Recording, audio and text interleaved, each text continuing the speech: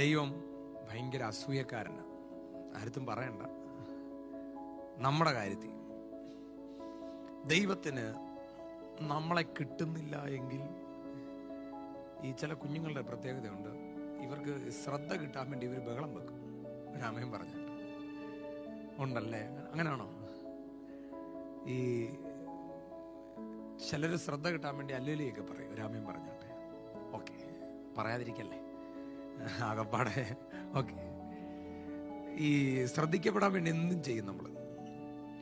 ഈ ദൈവത്തിന് ഒരു പ്രത്യേകതയുണ്ട്, നമ്മുടെ ശ്രദ്ധ കിട്ടില്ലെങ്കിൽ ഭയങ്കര വിഷയം.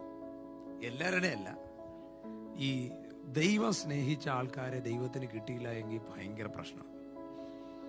അവനൊരു അസൂയ ഉണ്ടാകും, അവന് നിന്നെ വേണം. ഒരാമയും പറഞ്ഞിട്ട്, ഈ അബ്രഹാം ഒരു ജനറേഷനിലെ ആദ്യത്തെ പീസാണ്. അടുത്തൊരു തലമുറയുടെ ഏറ്റവും പ്രധാനപ്പെട്ടമായി സ്വർഗത്തിന് പരിചയപ്പെടുത്താനുള്ള ഒരു പ്രൊജക്റ്റ് ചെയ്യാനുള്ള ഒരു പീസാണ് അബ്രഹാം.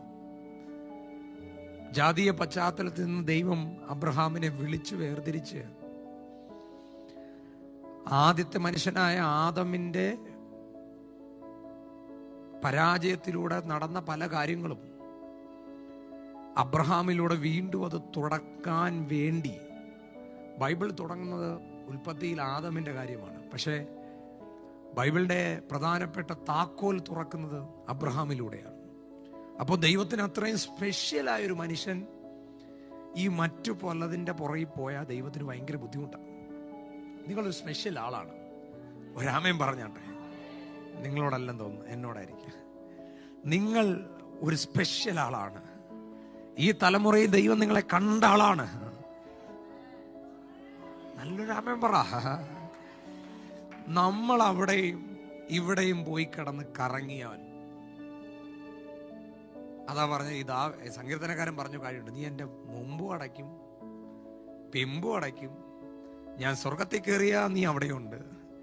അങ്ങനെയൊക്കെ പറയുന്ന ആൾക്കാരുണ്ടെങ്കിൽ ഇവർക്ക് ഈ പ്രശ്നക്കാരാണ്, ഇങ്ങനെയുള്ള ആൾക്കാരാണ് ഇത് പറയുന്നത്. എല്ലാ വഴി അടഞ്ഞിരിക്കുന്ന ആരെങ്കിലും ഉണ്ടോ?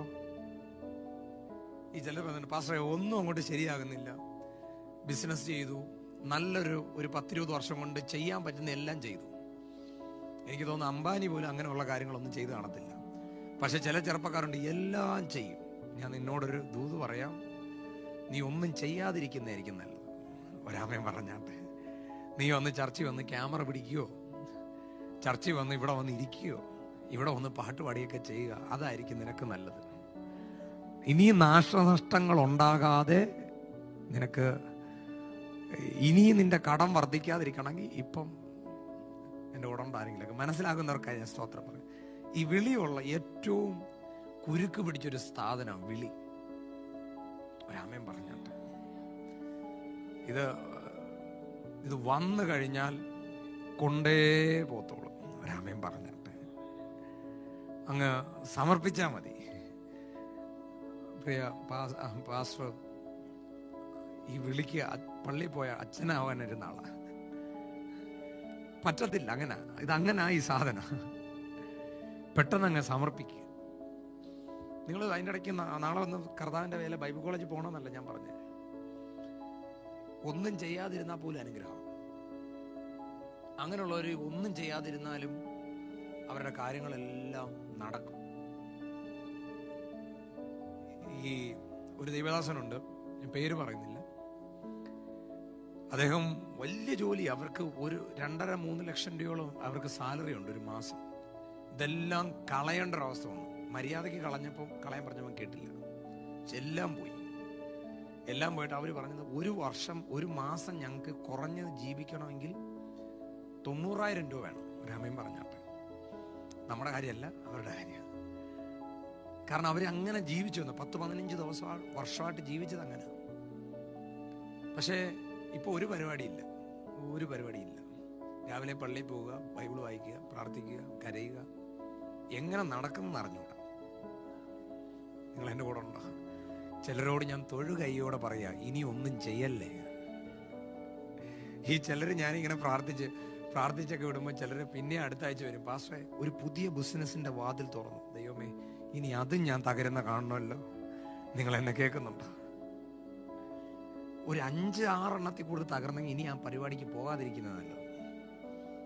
കാരണം ദൈവത്തിന് നിന്നെ ആവശ്യമുണ്ട്. നിന്നെക്കാട്ടി മണ്ടന്മാര് ചെയ്ത് സക്സസ് ആയി. പക്ഷെ ഇത്രയും ബുദ്ധിയുള്ള നീ സക്സസ് ആകാതെ പോകുന്നെങ്കിൽ ഇച്ചിരിയെങ്കിലും ബുദ്ധി പ്രയോഗിക്കുക. എന്നെ കേൾക്കുന്ന ആരെങ്കിലും ഉണ്ടെങ്കിൽ കൈ ഉയർത്തിയൊരു സ്തോത്രം പറഞ്ഞാട്ടെ. നിന്നെ വിളി ഇതാണ്, ഒരാമയും പറഞ്ഞാട്ടെ. അവിടെ വാക്ക് കിടപ്പുണ്ട്, നീ